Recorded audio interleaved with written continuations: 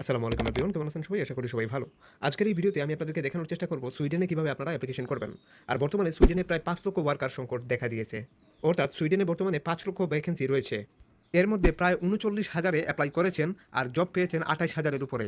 বর্তমানে যে জবগুলাতে সবচাইতে বেশি ওয়ার্কার রিক্রুট করা হচ্ছে, ভেরি পিকিং জবে প্রায় ৯০% ওয়ার্কার রিক্রুট করা হচ্ছে। এখানে এই ৪টি জব তাদের দেশে সবসময়ই হাই ডিমান্ডে থাকে। এই প্রত্যেকটা জবই এগ্রিকালচার সেক্টরের। আপনারা দেখতেই পাচ্ছেন তারা ফরেস্ট্রি সেক্টরে প্রায় ৮০% ওয়ার্কার রিক্রুট করছে। এখানে বেরি পিকিং এর মতো জবে সবচাইতে বেশি ওয়ার্কার রিক্রুট করা হচ্ছে। বেরি পিকিং এর কাজ কি? বাগান থেকে ফল সংগ্রহ করে, বাছাই করে প্যাকেটজাত করাকেই বেরি পিকিং এর কাজ বলা হয়। তবে আপনি এখানে যত বেশি ফল বাছাই করতে পারবেন এন্ড প্যাকেটজাত করতে পারবেন, তত বেশি আপনার ইনকাম এই বাছাই করার উপরেই ডিপেন্ড থাকবে। অর্থাৎ এখানে যত বেশি কাজ করবেন তত বেশি ইনকাম। এছাড়া মাসিক একটা স্যালারি এখানে নির্ধারিত থাকবে। কিন্তু এখানে আপনি যত বেশি শ্রম দেবেন তত বেশি মুনাফা অর্জন করতে পারবেন। এক্সাম্পল স্বরূপ আমি বিষয়টা বুঝিয়ে দিচ্ছি। ধরে নেন একটি কোম্পানির এসআর, মূলত তার একটা নির্ধারিত বেতন থাকে প্রতি মাসেই। কিন্তু সে যদি এখানে সবচাইতে বেশি পারফরম্যান্স করতে পারে বা সবচাইতে বেশি যদি সে প্রোডাক্ট বিক্রি করতে পারে, তাহলে দেখা যায় এখান থেকে তার একটি মুনাফা লাভ হয় আলাদা, বেতনের বাহিরে। ঠিক এভাবেই আপনি যত বেশি এখানের মধ্যে ফুড পিকিং করবেন কিংবা প্যাকেজিং করবেন, আপনার জব মানে স্যালারি ওখান থেকে আরও বেশি আর্ন হবে। প্যাকেজিং কিংবা পিকিং এর কাজ যদি আপনার কোনো অভিজ্ঞতা নাও থাকে, তাও কিন্তু আপনি এই কাজটি করতে পারবেন। এটা জেনারেল ওয়ার্কের একটি কাজ, এটা দেখলেই করা যায়। এটার জন্য কোনো পূর্বের অভিজ্ঞতা বা সার্টিফিকেটের প্রয়োজন হয় না। এই কাজের জন্য সুইডেনে আপনার যে বেতনটা হবে সেটা হচ্ছে ১৩,০০০ থেকে ২৭,০০০ পর্যন্ত সুইডিশ ক্রোনা বেতন হবে, যা বাংলাদেশী টাকায় প্রায় ৪ লক্ষ টাকার আশেপাশে। অর্থাৎ এক কথায় আপনি এখানে যত বেশি কাজ করবেন তত বেশি আর্ন করবেন। তবে এই ৩ লাখ ৪ লাখ টাকা আপনি যাই আর্ন করেন না কেন, আপনার সুইডেনে থাকা খাওয়ার জন্য এই টাকাটা খরচ করতে হবে না। কারণ কোম্পানি আপনার থাকা খাওয়া বহন করে। তবে এখানে প্রকৃত একটা সত্য আছে, সেটা হচ্ছে এটা ৯ মাস মেয়াদি একটা ভিসা। ৯ মাস পরে আপনাকে চলে আসতে হবে। তবে আপনার মালিক যদি আপনাকে রেখে দিতে চায়, তাহলে আপনি পরের বছরও আপনি ওখানে কাজ করতে পারবেন। তার মানে এখানে ভিসা এক্সচেঞ্জ করার সুযোগ রয়েছে। বাংলাদেশ থেকে যারা সুইডেনে প্রবেশ করেছে ইতিমধ্যেই তাদের মধ্যে এখনো পর্যন্ত কেউ এই সমস্ত বিষয়ে যাওয়ার পরে আর বাংলাদেশে ব্যাক করেনি। অর্থাৎ এখান থেকে পরিষ্কার বোঝা যায় ভিসার মেয়াদ কিংবা এক্সটেন্ডের জন্য কোনো চিন্তার কারণ নাই। সাধারণত এভাবে আপনি কোনো রকম যদি ৪ বছর থেকে যেতে পারেন, তাহলে আপনি পিআর এর জন্য আবেদন করতে পারবেন। এই ওয়ার্ক পারমিটে অ্যাপ্লিকেশন করে আপনি চাইলে আপনার ডিপেন্ডেন্ট হিসাবে আপনার ওয়াইফ কিংবা বাচ্চাকে নিতে পারবেন।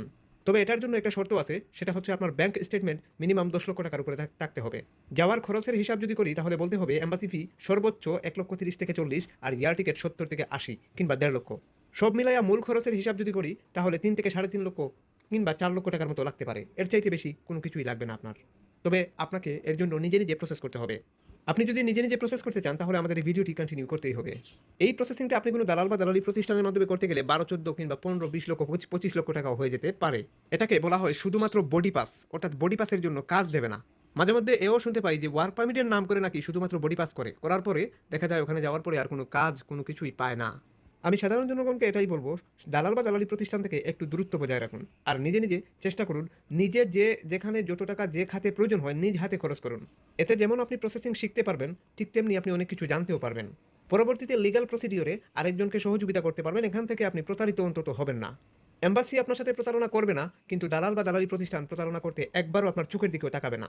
সো আজকের এই ভিডিওতে আমি আপনাদেরকে দেখিয়ে দেবো কিভাবে কোনো দালাল বা দালালি প্রতিষ্ঠানকে আপনি একটা টাকা না দিয়ে নিজে কিভাবে সম্পূর্ণ প্রসিডিওর সম্পূর্ণ করবেন। এটার জন্য আপনাকে কোথাও যেতে হবে না, কাউকে ধরতেও হবে না। এটার জন্য আপনি নিজেই আপনার হাতে থাকা স্মার্টফোনটি দিয়েই এই কাজটি সম্পূর্ণ করতে পারবেন। অ্যাপ্লিকেশন করার প্রসিডিওর এখন আমি আপনাদেরকে দেখাতে চলেছি। এক্ষেত্রে ফুড পিকারের জবের জন্য আপনাকে যেটা করতে হবে, সেটা হচ্ছে যে ওই সমস্ত কোম্পানি আপনাকে খুঁজে বাহির করে নিতে হবে। অর্থাৎ এগ্রিকালচার রিলেটেড যে কোম্পানিগুলো আছে, সেই কোম্পানিগুলো আপনাকে নির্দিষ্ট করে খুঁজে বাহির করে নিতে হবে। তবে এখানে একটা রিসার্চিং এর বিষয় আছে, আপনি চাইলে সেই রিসার্চিং করতে পারেন, নয়তো আমাদের এই ভিডিওটি কন্টিনিউ করতে পারেন। পরবর্তীতে আমাদের ভিডিওগুলো পাওয়ার জন্য অবশ্যই আপনাকে চ্যানেলটি সাবস্ক্রাইব করে বেল আইকনটি দাবাতে হবে। এক্ষেত্রে আপনি পরবর্তীতে আমরা আপলোড করার সাথেই আপনি পেয়ে যাবেন। আর চলুন তাহলে অ্যাপ্লিকেশনের প্রসিডিওরটা দেখে আসি। একদম ভিডিওর শেষে আমি জানিয়ে দেওয়ার চেষ্টা করব আপনাদেরকে কোথা থেকে ভিসা নিতে হবে বা অ্যাপয়েন্টমেন্ট ডেট নিতে হবে। অ্যাপ্লিকেশন করার জন্য আপনাদেরকে চলে আসতে হবে এই ওয়েবসাইটে। এরা বর্তমানে ফুড পিকার হিসাবে শত ওয়ার্কার রিক্রুট করছে ২০২৬ সালে। এরা হচ্ছে সুইডিশ একটি মূলত এগ্রিকালচার কোম্পানি, অনেক বড় একটি এগ্রিকালচার গ্রুপ। এদের কাছে যদি আপনি অ্যাপ্লিকেশন করেন, তাহলে বর্তমানে তারা থার্ড ওয়ার্ল্ড কান্ট্রি সহ বিভিন্ন কান্ট্রি থেকে ২০২৬ সালে তারা ওয়ার্কার রিক্রুট করছে। এদের প্রতি বছরই মৌসুমি ওয়ার্কারের প্রয়োজন হয়, শত ওয়ার্কারের প্রয়োজন হয়। বীজ বপন অ্যান্ড ফল পাড়া এই ২ টা সময়ে তাদের ওয়ার্কারের প্রয়োজন হয়। মাঝখানে যে সময়টা যায়, ওই সময়ে তাদের ঐরকম ওয়ার্কারের চাহিদা থাকে না। এখন অ্যাপ্লিকেশন করলে আপনার সম্ভাবনা অনেকাংশেই থেকে যায়। এখানে এই বিষয়টা যদি ভালো করে পড়েন, এখানে আপনি খুব ভালোভাবেই বুঝতে পারবেন। তাছাড়া এখান থেকে যদি আসেন, তাহলে এখানে এরা হচ্ছে স্ট্রবেরি উৎপাদন করে থাকে, আরও বিভিন্ন ধরনের মূলত ফসল উৎপাদন করে থাকে। এদের কাছে আপনি এপ্লাই করতে পারেন। মটরশুঁটি সহ আরও বিভিন্ন ধরনের সবজি উৎপাদন করে থাকে এরা। সো এদের কাছে যদি আপনি একজন ফুড পিকার হিসাবে এপ্লাই করতে চান, এক্ষেত্রে আপনাকে যেটা করতে হবে এই ফর্মটাকে ফিল আপ করতে হবে। ফর্মটা ফিল আপ করা একদমই সহজ। আমি আপনাদেরকে দেখাচ্ছি একদম শেষে আপনাকে যেটা করতে হবে সাবমিট অ্যাপ্লিকেশনে প্রেস করেই আপনি অ্যাপ্লিকেশন করতে পারবেন। এখান থেকে সাবমিট অ্যাপ্লিকেশন জাস্ট এখানে টিক দেবেন অ্যান্ড সাবমিট অ্যাপ্লিকেশনে প্রেস করবেন। দেন আপনার অ্যাপ্লিকেশন সম্পূর্ণ। এখান থেকে আপনাকে যেটা করতে হবে ফর্মটা ফিল আপ করার জন্য এখানে যা বলে যেভাবে ইনস্ট্রাকশন দেয় ওইগুলো আপনাকে লিখতে হবে। যেমন আপনার ন্যাশনাল আইডি কার্ড এটা দিতে হবে মাস্ট। এছাড়া আপনাকে এখানে ডেট অফ বার্থ আপনার দিতে হবে, অ্যাড্রেস দিতে হবে, এগুলো মাস্ট। তাছাড়া এখানে কিছু প্রশ্ন করতেছে, এগুলোর রিপ্লাই দিতে হবে ইয়েস অ্যান্ড নো এভাবে জাস্ট ক্লিক করে দিয়ে দেবেন আপনি একটু বুঝে। সো আমি এভাবে জাস্ট আপনাদেরকে দেখানোর জন্য এক্সাম্পল স্বরূপ তারপর এখানে আরেকটা প্রশ্ন করতেছে। এটা আপনার যেটা হয় সেটা আপনি ইয়েস মানে টিক মার্ক করে বুঝিয়ে দেবেন। তারপর এখান থেকে মানে ইংলিশ স্কিল আপনার কিরকম ওকে, আমরা ওকে দিচ্ছি। অ্যান্ড দেন আপনি চাইলে এখান থেকে আরও অনেক কিছু আছে যেভাবে প্রশ্ন করতেছে ঠিক সেভাবে আপনাকে রিপ্লাই দিতে হবে। জাস্ট এখানে লিখে দিয়ে দেবেন যা মানে ইয়ে করে। এখন ড্রাইভিং লাইসেন্স আছে কিনা এটা জানতে চাইছে। এটা অপশনাল, চাইলে আপনি ইয়ে করতে পারেন। এখান থেকে আপনাকে ভিডিও দিতে হবে। অর্থাৎ আপনার কাজের কোনো ভিডিও যদি থাকে তাহলে সেই ভিডিওটা আপনি এখান থেকে দিয়ে দিতে পারেন। একদম আপনি ওই ভিডিওতে কিছু বলতেও পারেন। চাইলে আপনি ইংরেজিতে কমিউনিকেশন করে বুঝিয়ে দিতে পারেন তাদেরকে যে আমি এই কাজটা এভাবে পারি। মানে হতেছে এই ফুড পিকিং এর কাজের আগে করছেন কিনা, যদি করেন তাহলে সেই কাজটা ইয়ে করবেন। এগ্রিকালচারের অনেক জবই তো মূলত এখানে এপ্লাই করা যায়, এই কারণে ভিডিওর একটা অপশন রাখা হয়েছে। লিঙ্কিং কোনো অ্যাকাউন্ট থাকলে আপনি অ্যাড করতে পারেন, নাম ঠিকানাগুলো এখানে দিতে হবে। যেমন নাম, ইমেল অ্যাড্রেস, তাছাড়া আপনার সিভি, এখান থেকে আপনার রিজুমিটা দিতে হবে। তারপর এখান থেকে নাম, যেমন আমি আমার নামটা লিখতেছি।